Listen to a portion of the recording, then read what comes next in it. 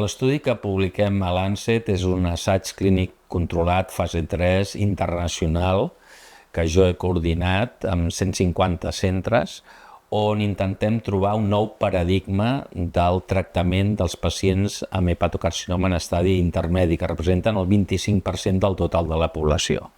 Precisament fa 20 anys vam establir aquí al clínic el tractament estàndard acceptat mundialment dels pacients amb estadi intermedi, que és la quimioembolització, que és un tractament locoregional on es cateteritza l'artèria que alimenta el tumor i s'obstrueix i a més s'allibera quimioteràpia intratumoral.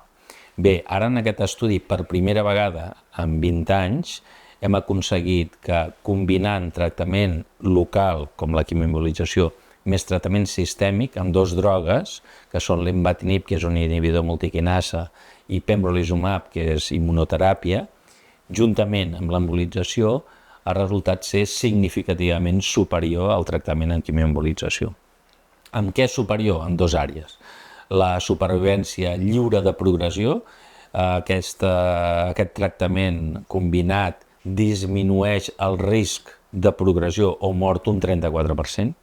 i a més, estrictament mirant la supervivència, que en estadis intermitjos és un objectiu més complicat, doncs és capaç de disminuir el 20% el risc de mort en els pacients que reben el tractament combinat.